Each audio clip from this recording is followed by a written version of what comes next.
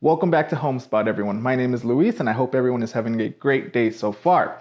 Today, we're going to be focusing on crosscut sleds. So before we get to that, let me give you a little bit of backstory of why we're doing this. So I have a buddy of mine who just recently got into woodworking, actually gave me this leather apron that I'm wearing right now. It's super nice, super functional. I really like it. So I've been talking to him about a few things. He mentioned that he wanted a crosscut sled, and he asked me to help him build it. So we're actually going to build it for him today. Now, the majority of the tools that he has are in the DeWALT family of tools. So we're going to keep it in that same family. We're going to make it look like a DeWALT product. So let's get to this. So here's the current crosscut sled that I have. I really like it, but there's one downfall on it, and that is going to be this back fence. It's not very tall, so I can't cut very tall items. I can cut all the way up to about 1.5 inches, but other than that, I can't do it on this sled. So we're going to fix that. We're going to make it a little bit taller. I want him to be able to cut at least 2.5 inches or more. So we're going to take that into account. This is what I've drawn up so far. I do already have all my measurements on here and on my iPad as well. So this is what it's going to look like. Again, we are going to paint it in DeWALT color, so that'll come in a little bit later. This is all of my material right here. Kreg materials, I like them. I've used them. They are very good. So we're going to keep with that. And I mean, first up, we need to make the bottom portion and the 2 fences. So let's start on that. Let's get to work. Okay, so we start by cutting out the base. Now the base is going to be cut down to final width of 22 inches by 45.5 inches. Now my very first cut is a little bit big just because I like cutting off a piece from both sides. That way we have a fresh, clean edge. Now apart from that, it's time for the fences. Now this project doesn't have a whole lot of pieces. It's just the base, the front fence, the back fence, and the 2 runners. Now the 2 fences are made out of 2 3/4 inch pieces of plywood glued together, so they're a little bit meatier. Same thing with the back fence.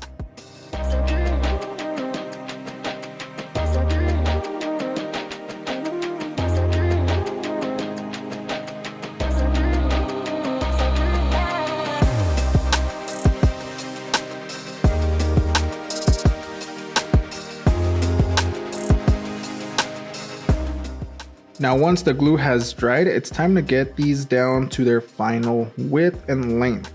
Now again, I did leave them a little bit long just because during glue ups, things tend to move around maybe 1/8 of an inch, 1/16 of an inch. So I tend to always leave it long and then cut it down to final width and length afterwards. Now, the piece I'm working on right here is the front fence. Now the front fence isn't really doing too much, so I'm gonna make it a little bit decorative. I am cutting a couple of 45-degree angles up at the top, weight savings, and just honestly makes it a little more appealing to the eyes in my opinion. Okay, now we move on over to cutting down the base. Now the reason I'm cutting down the base, you could definitely leave it as just one big large square, but in my previous experiences, it just makes it very heavy, very large, unwieldy. It just doesn't make it that fun to use. Now, anything that I can possibly cut off of that's not essential is weight savings, and again, just makes it a lot more enjoyable to use, a lot easier to use. And when it comes to woodworking, the easier something is to use, the more often you're going to run to it and you actually use it instead of just sitting there on the shelf. Now right now I'm just kind of drawing everything out. Again, I did draw everything in the computer, but I like to see everything on the actual piece. Now I am taping this up, and I'm only taping this up just because this curve is going to be cut out with the jigsaw. The jigsaw tends to leave not so very nice looking cuts. So this eliminates some of the splintering there. It doesn't eliminate all of it, but it does definitely help it out a ton. Now in this case, I did use Kreg's AccuCut track system with my circular saw.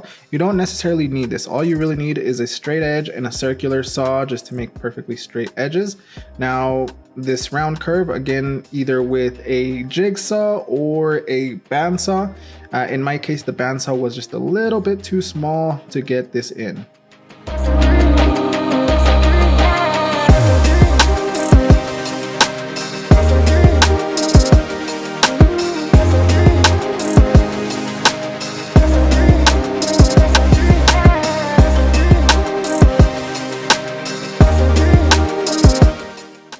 Now once that curve is cut out, I do move on over to the spindle sander just to get that radius nice and smooth. After that, it's time to sand everything else down.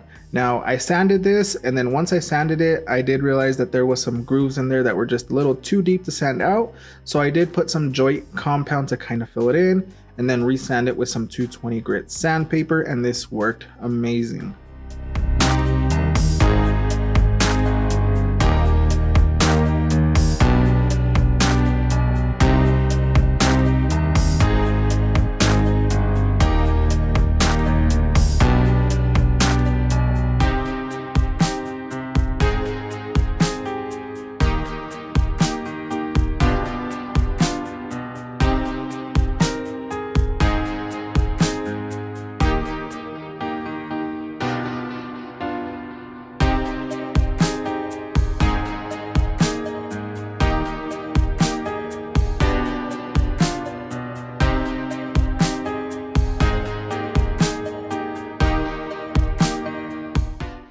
Okay, once the aluminum bar is on, we do want to mount only the front fence. You do not mount the rear fence, at least not as of yet. And that's just because we need to reference that rear fence to the table saw blade itself. Okay everyone, so we are at this point now. The only thing that I have not installed are the runners, just because they're going to be specific to my buddy's table saw. I don't have access to that table saw right now, so we're saving that till last. Had that not been the case, that would be pretty much the very first thing I would have done. So that aside, we're gonna move on over. Essentially, this is a finished sled. You can use it like this. It's perfectly fine. It's just wood at this point. I'm gonna take it a step further. So I believe I mentioned this at the beginning. He's into DeWALT products, so we're gonna do just that DeWALT theme.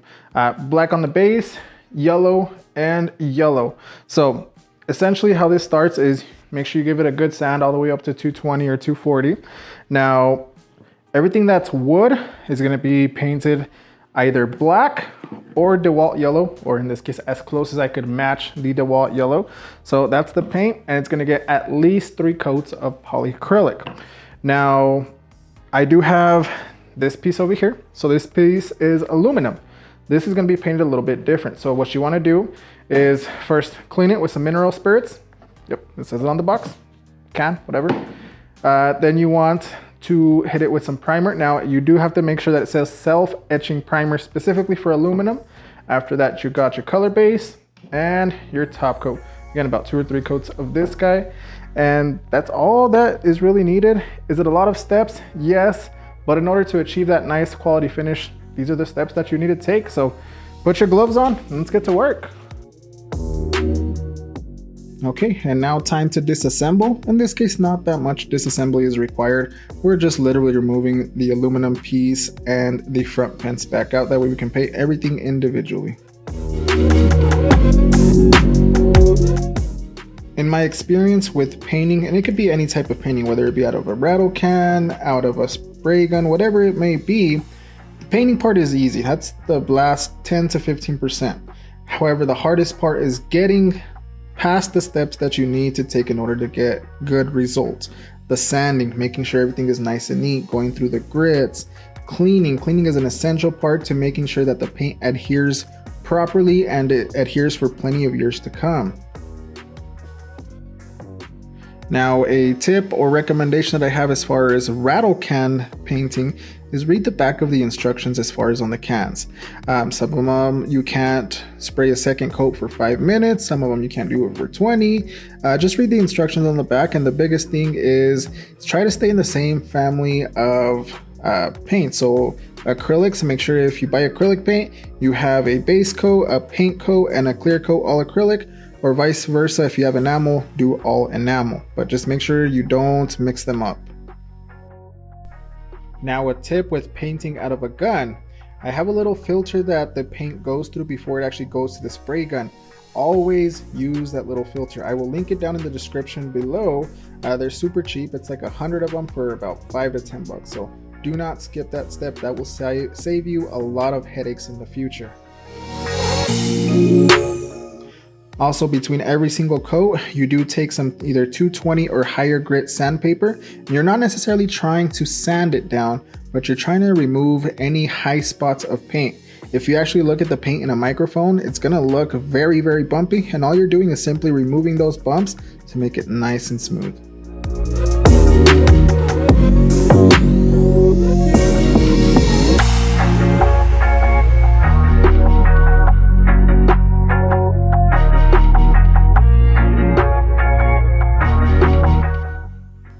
Now, with this yellow being a very light yellow, even though it is bright, it's very see-through-y still.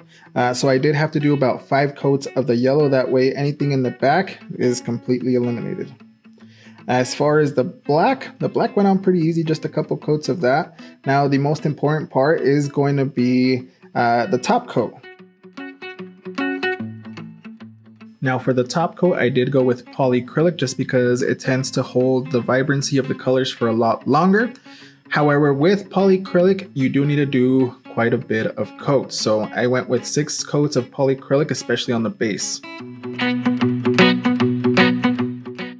Okay, now it's time to slap on the DeWALT logo.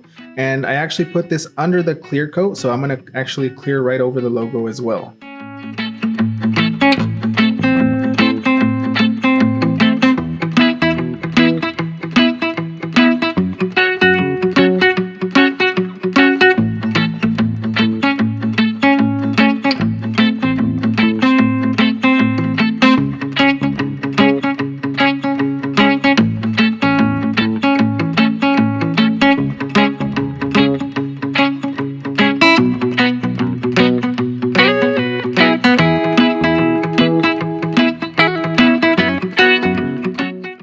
Now once everything is painted, it's time to start reassembling everything back together. And this goes pretty smoothly. We already have everything already pre-drilled, so it just pretty much goes right back on.